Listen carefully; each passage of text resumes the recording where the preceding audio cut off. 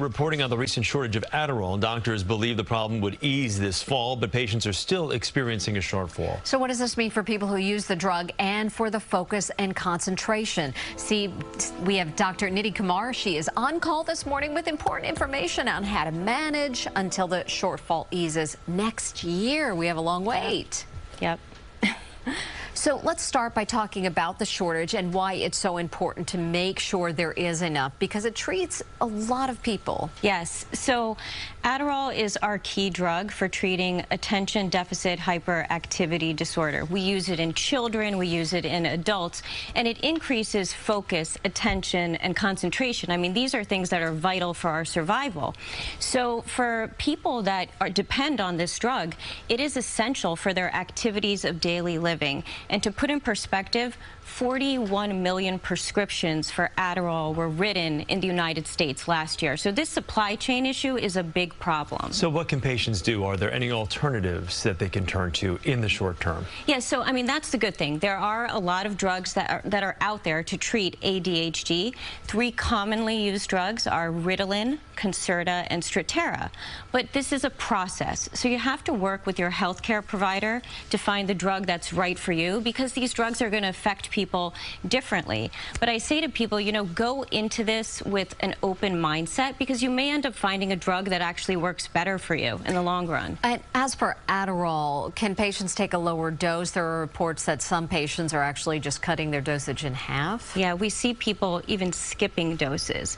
Neither of these scenarios are ideal. The thing is, if you completely stop taking your medication, there will be withdrawal symptoms. You can have hyperactivity, headaches, panic attacks, difficulty sleeping. So we really don't want people to do that. In terms of cutting back on your dose, and we're seeing this because people are actually trying to ration their medications, it's a strategy you can talk to your healthcare provider about. Maybe something you might want to consider employing on a weekend when there's less demands for your attention. But we have to remember what this drug is for. This drug is for focus. Okay, so people who have undertreated ADHD can have difficulties at school, at work, with relationships, even driving a car. Yeah. There's an increase in car accidents. So you really want to be mindful about what you're doing on the days where you cut back on your medication. So probably better to seek alternatives than trying to parcel it out. Absolutely. So you talk about 41, you said 41 million prescriptions for Adderall? Last year. Last year alone? Yeah. Okay, so that is a lot of people that need this medication. So let's talk about parents with kids that have ADHD and whatnot. What should they be looking out for now if they can't get the medication? Absolutely. So if you are changing your child's medication or you are adjusting a dosage, you want to watch very closely for any changes in school or social interactions, because this is a big adjustment for a young brain.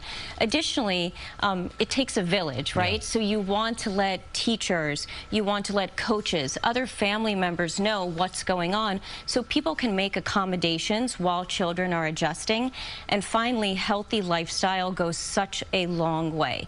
So getting exercise, good sleep, limiting screen time, and then also having a little bit more patience and understanding within the home as kids are adjusting. This will go a really long way. Is the medical community at least hearing that this will be a problem that'll be solved sooner than later, or is this really looking, I mean, we say next year, that could be January, February, or it could be next December, right? Right now, I think what we should do is we should just sort of prepare for the fact that we're not sure when this is coming back online.